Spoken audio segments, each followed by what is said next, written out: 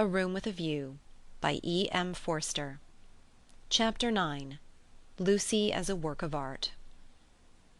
A few days after the engagement was announced, Mrs. Honeychurch made Lucy and her fiasco come to a little garden party in the neighbourhood, for naturally she wanted to show people that her daughter was marrying a presentable man.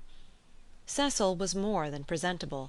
He looked distinguished, and it was very pleasant to see his slim figure keeping step with Lucy, and his long fair face responding when Lucy spoke to him.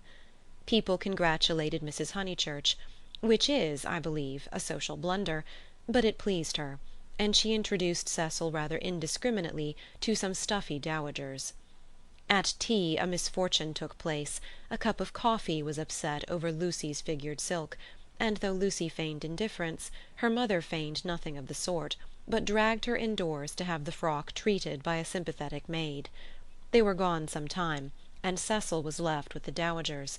When they returned he was not as pleasant as he had been. "Do you go to much of this sort of thing?" he asked when they were driving home. "Oh, now and then," said Lucy, who had rather enjoyed herself. "Is it typical of country society?" "I suppose so. Mother, would it be?" "Plenty of society," said Mrs. Honeychurch, who was trying to remember the hang of one of the dresses. Seeing that her thoughts were elsewhere, Cecil bent towards Lucy and said, "To me it seemed perfectly appalling, disastrous, portentous." "I am so sorry that you were stranded." "Not that way, but the congratulations. It is so disgusting, the way an engagement is regarded as public property, a kind of waste place where every outsider may shoot his vulgar sentiment. All those old women smirking." "One has to go through it, I suppose. They won't notice us so much next time." "But my point is that the whole attitude is wrong. An engagement—horrid word in the first place—is a private matter, and should be treated as such." Yet the smirking old women, however wrong individually, were racially correct. The spirit of the generations has smiled through them, rejoicing in the engagement of Cecil and Lucy, because it promised the continuance of life on earth. To Cecil and Lucy it promised something quite different, personal love. Hence Cecil's irritation, and Lucy's belief that his irritation was just. "How tiresome," she said. "Couldn't you have escaped to tennis?" "I don't play tennis, at least not in public. The neighbourhood is deprived of the romance of me being athletic. Such romance as I have is that of the Inglese Italianato." "Inglese Italianato?" "E un diavolo incarnato. You know the proverb?" She did not. Nor did it seem applicable to a young man who had spent a quiet winter in Rome with his mother. But Cecil, since his engagement, had taken to affect a cosmopolitan naughtiness which he was far from possessing. "Well," said he, "I cannot help it if they do disapprove of me. There are certain irremovable barriers between myself and them, and I must accept them." "We all have our limitations, I suppose," said wise Lucy.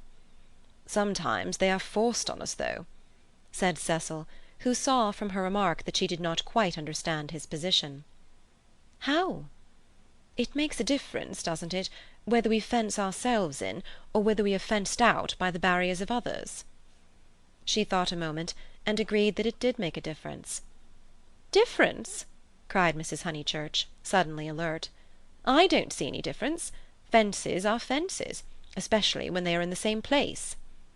"We were speaking of motives," said Cecil, on whom the interruption jarred. "My dear Cecil, look here." She spread out her knees and perched her card-case on her lap. "This is me, that's Windy Corner, the rest of the pattern is the other people. Motives are all very well, but the fence comes here." "We weren't talking of real fences," said Lucy, laughing. "Oh, I see, dear. Poetry." She leant placidly back. Cecil wondered why Lucy had been amused. "I tell you who has no fences, as you call them," she said, "and that's Mr. Beebe." "A parson fenceless would mean a parson defenceless." Lucy was slow to follow what people said, but quick enough to detect what they meant. She missed Cecil's epigram, but grasped the feeling that prompted it. "Don't you like Mr. Beebe?" she asked thoughtfully. "I never said so," he cried. "I consider him far above the average. I only denied—" And he swept off on the subject of fences again, and was brilliant. "Now, a clergyman that I do hate," said she, wanting to say something sympathetic, "a clergyman that does have fences, and the most dreadful ones, is Mr. Eager, the English chaplain at Florence. He was truly insincere, not merely the manner unfortunate. He was a snob, and so conceited, and he did say such unkind things." "What sort of things?" "There was an old man at the Bertolini who he said had murdered his wife." "Perhaps he had." "Why, no." "Why, no?" "He was such a nice old man, I'm sure." Cecil laughed at her feminine inconsequence. "Well, I did try to sift things. Mr. Eager would never come to the point. He prefers it vague, said the old man had practically murdered his wife, had murdered her in the sight of God." "Hush, dear," said Mrs. Honeychurch absently. "But isn't it intolerable that a person whom we're told to imitate should go round spreading slander? It was, I believe, chiefly owing to him that the old man was dropped. People pretended he was vulgar, but he certainly wasn't that." "Poor old man! What was his name?" "Harris," said Lucy glibly. "Let's hope that Mrs. Harris there warn't no such person," said her mother. Cecil nodded intelligently. "Isn't Mr. Eager a parson of the cultured type?" he asked. "I don't know. I hate him. I've heard him lecture on Giotto. I hate him. Nothing can hide a petty nature. I hate him." "My goodness gracious me, child," said Mrs. Honeychurch. "You'll blow my head off. Whatever is there to shout over? I forbid you and Cecil to hate any more clergymen." He smiled. There was indeed something rather incongruous in Lucy's moral outburst over Mr. Eager.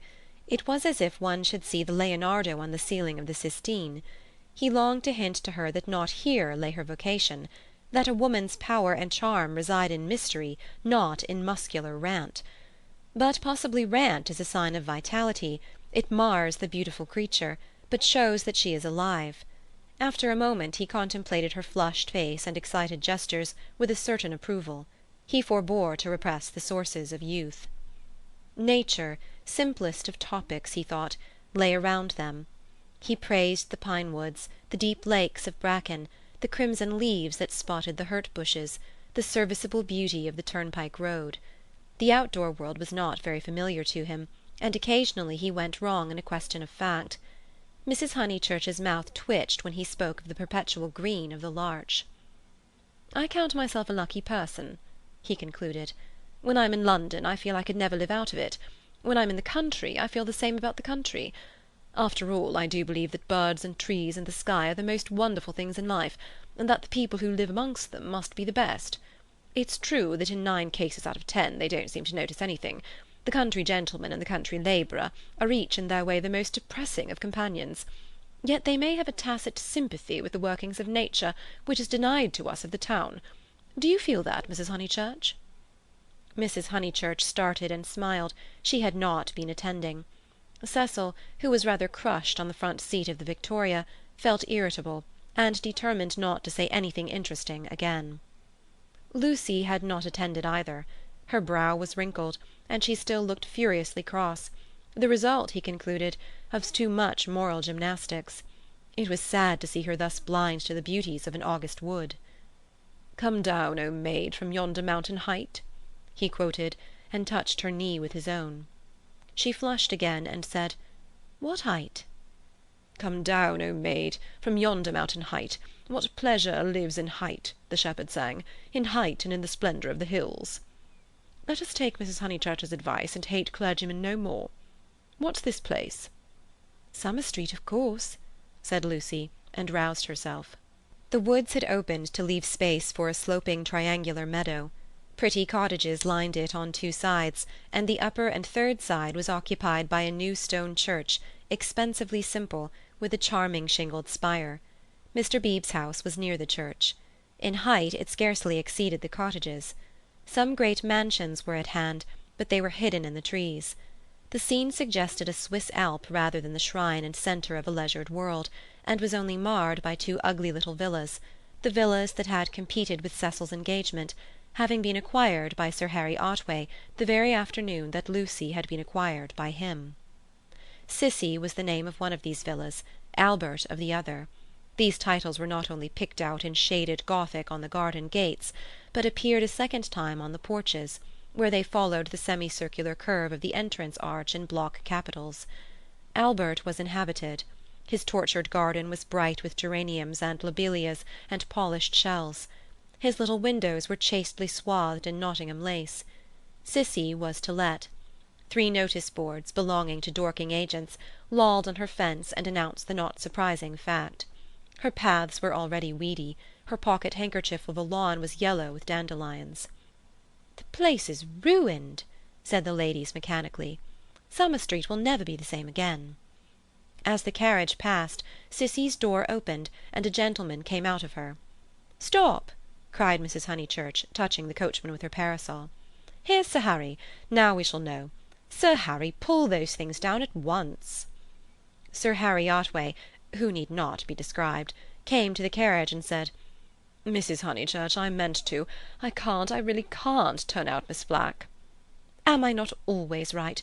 She ought to have gone before the contract was signed. Does she still live rent-free, as she did in her nephew's time?" "But what can I do?" He lowered his voice. "An old lady, so very vulgar, and almost bedridden." "Turn her out," said Cecil bravely. Sir Harry sighed and looked at the villas mournfully. He had had full warning of Mr. Flack's intentions, and might have bought the plot before building commenced, but he was apathetic and dilatory. He had known Summer Street for so many years that he could not imagine it being spoilt. Not till Mrs. Flack had laid the foundation-stone, and the apparition of red and cream brick began to rise, did he take alarm. He called on Mr. Flack, the local builder, a most reasonable and respectful man, who agreed that tiles would have made a more artistic roof, but pointed out that slates were cheaper. He ventured to differ, however, about the Corinthian columns, which were to cling like leeches to the frames of the bow windows, saying that for his part he liked to relieve the façade by a bit of decoration. Sir Harry hinted that a column, if possible, should be structural as well as decorative. Mr. Flack replied that all the columns had been ordered, adding, "And the capital's different. One with dragons in the foliage, another approaching to the Ionian style, another introducing Mrs. Flack's initials, every one different." For he had read his Ruskin. He built his villas according to his desire, and not till he had inserted an immovable aunt into one of them did Sir Harry buy. This futile and unprofitable transaction filled the knight with sadness as he leant on Mrs. Honeychurch's carriage. He had failed in his duties to the countryside, and the countryside was laughing at him as well. He had spent money, and yet Summer Street was spoilt as much as ever. All he could do now was to find a desirable tenant for Cissy, someone really desirable. "The rent is absurdly low," he told them, "and perhaps I am an easy landlord. But it is such an awkward size. It is too large for the peasant class, and too small for anyone the least like ourselves." Cecil had been hesitating whether he should despise the villas or despise Sir Harry for despising them. The latter impulse seemed the more fruitful. "You ought to find a tenant at once," he said maliciously. "It would be a perfect paradise for a bank clerk." "Exactly," said Sir Harry excitedly. "That is exactly what I fear, Mr. Vyse. It will attract the wrong type of people. The train service has improved, a fatal improvement to my mind. And what are 5 miles from a station in these days of bicycles?" "Rather a strenuous clerk it would be," said Lucy. Cecil, who had his full share of medieval mischievousness, replied that the physique of the lower middle classes was improving at a most appalling rate. She saw that he was laughing at their harmless neighbour, and roused herself to stop him. "Sir Harry," she exclaimed, "I have an idea. How would you like spinsters?" "My dear Lucy, it would be splendid. Do you know any such?" "Yes, I met them abroad." "Gentlewomen?" he asked tentatively. "Yes, indeed, and at the present moment homeless. I heard from them last week. Miss Teresa and Miss Catherine Allen. I'm really not joking. They are quite the right people. Mr. Beebe knows them too. May I tell them to write to you?" "Indeed you may," he cried. "Here we are with the difficulty solved already. How delightful it is! Extra facilities. Please tell them they shall have extra facilities, for I shall have no agents' fees. Oh, the agents! The appalling people they have sent me! One woman, when I wrote, A tactful letter, you know, asking her to explain her social position to me, replied that she would pay the rent in advance. As if one cares about that. And several references I took up were most unsatisfactory. People swindlers or not respectable. And oh, the deceit! I have seen a good deal of the seamy side this last week. The deceit of the most promising people. My dear Lucy, the deceit." She nodded. "My advice," put in Mrs. Honeychurch, "is to have nothing to do with Lucy and her decayed gentlewomen at all. I know the type. Preserve me from people who have seen better days, and bring heirlooms with them that make the house smell stuffy. It's a sad thing, but I'd far rather let to someone who is going up in the world than to someone who has come down." "I think I follow you," said Sir Harry. "But it is, as you say, a very sad thing." "The Miss Alans aren't that," cried Lucy. "Yes, they are," said Cecil. "I haven't met them, but I should say they were a highly unsuitable addition to the neighbourhood." "Don't listen to him, Sir Harry. He's tiresome." "It is I who am tiresome," he replied. "I oughtn't to come with my troubles to young people.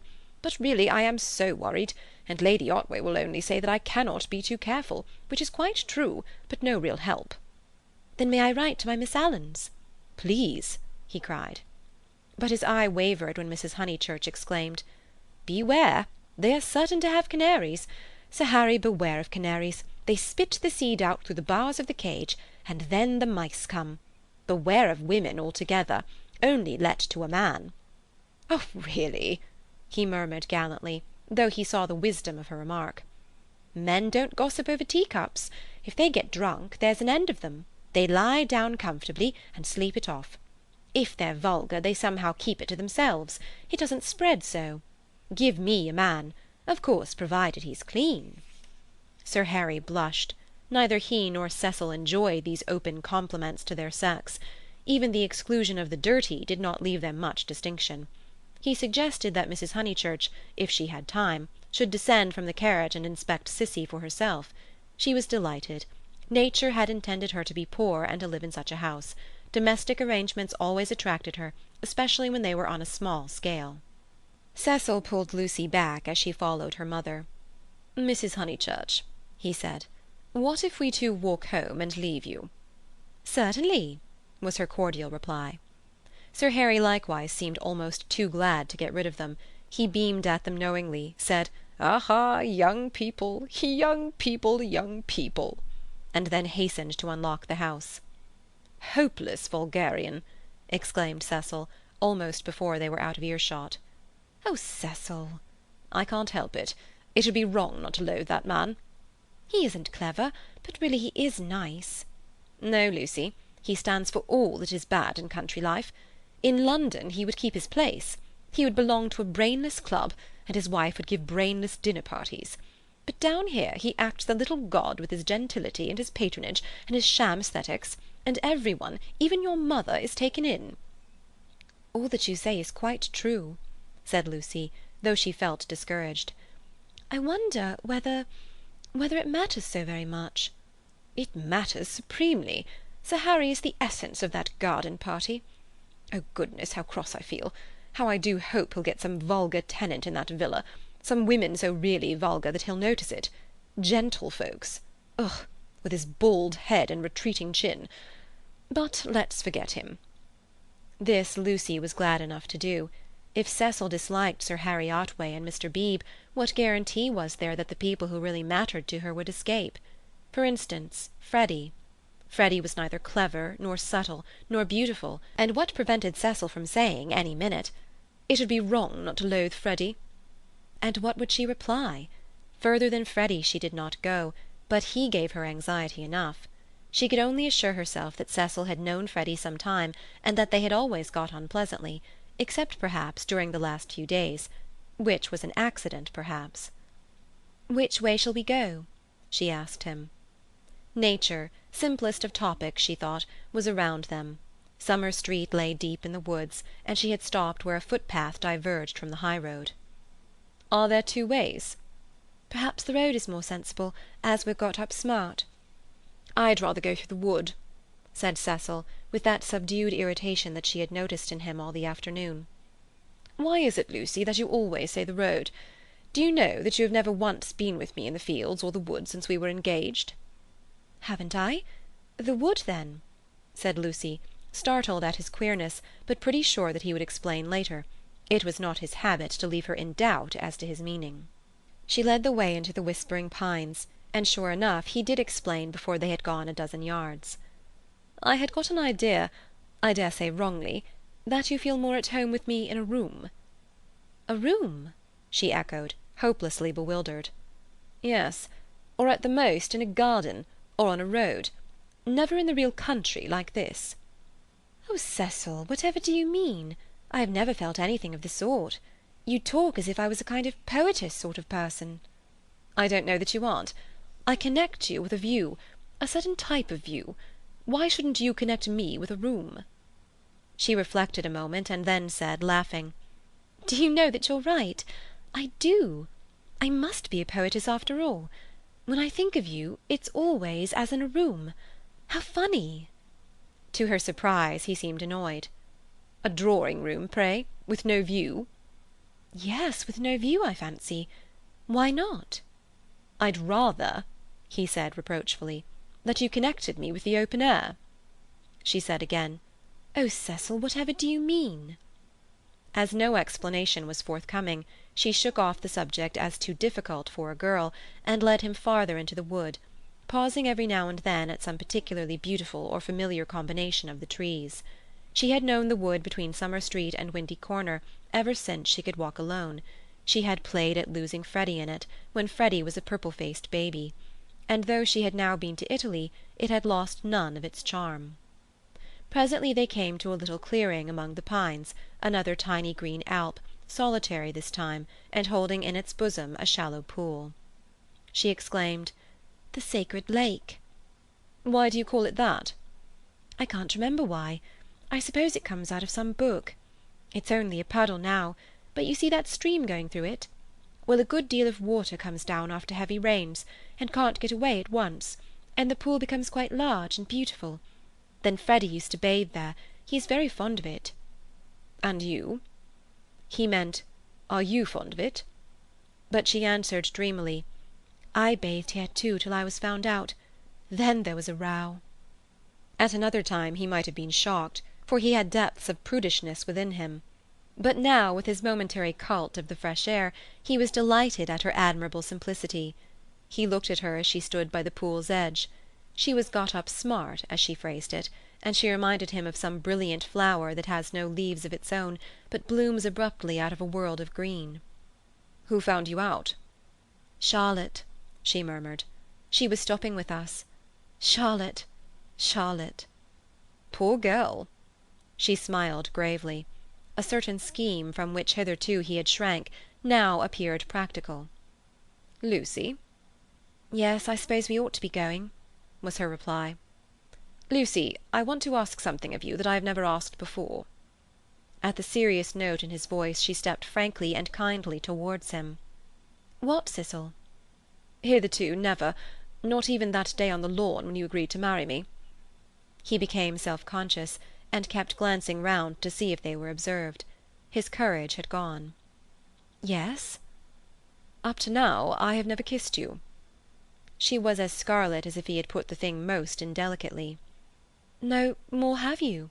she stammered. "Then I ask now. May I now?" "Of course you may, Cecil. You might before. I can't run at you, you know."